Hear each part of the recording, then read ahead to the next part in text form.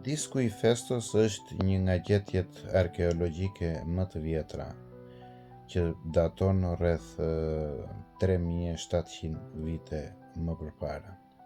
Ai është gjetur në vendin me të njëjtin emër në ishullin e Kretës dhe ka të bëjë, mendohet, se ka të bëjë me minoanët, që janë dihet se sa të vjetër janë.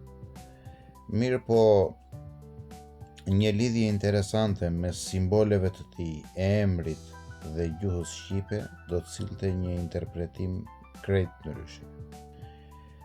Disku nuk është interpretuar deri më sot nga studimet, madje ata nuk dinë ende se si ta lexojnë. Ta lexojnë nga brenda jashtë apo nga jashtë brenda. Nga ata fillojnë leximin, nga qendra. Unë po tentoj të bëj një lexim të sipërfaqshëm dhe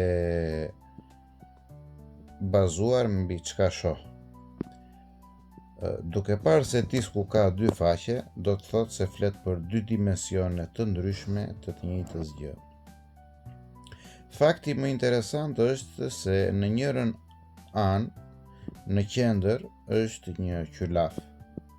Edhe më çudit pasi feste është një sinonim apo i ngjashëm i qylafit, që përdoret në disa vende afrikane dhe lindje të afërt apo dhe të mesme.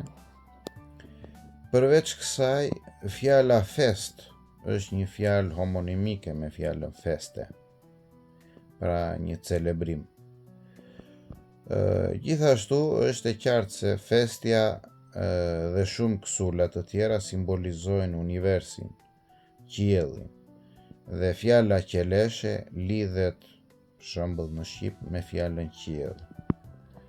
Po ashtu nga ana tjetër, në qendër është një lule me 8 petale që simbolikisht tregon të vërtetën.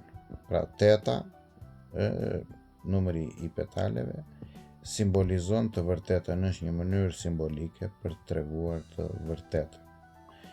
Pra me kaq dhëna, duket se shkrimet e diskut flasin për diçka okulte. Në njërën anë si të dalësh nga matriksi, simbolizuar nga qylafi apo nga festja, pra rruga e shpëtimit. Edhe nga ana tjetër, rruga që duhet ndjekur për të mbërritur te e vërteta, që do të thotë është një dimension transcendent. Kjo të bën të mendosh se leximi bëhet ndryshe për secilën faqe, duke nisur nga njëra anë, fillon nga qendra në periferi për të dalë nga matriksi, pra duke filluar nga qylafi, dhe tjetra, për të arritur te e vërteta, duhet lexuar nga periferia në qendër. Pra, sipas këndvështrimit tim, ai flet për një ritual që nëse ja del, është ritual transcendent, nëse arrin t'ja dalësh, duhet festuar. Unë ju uroj edhe juve të arrini diçka të tillë.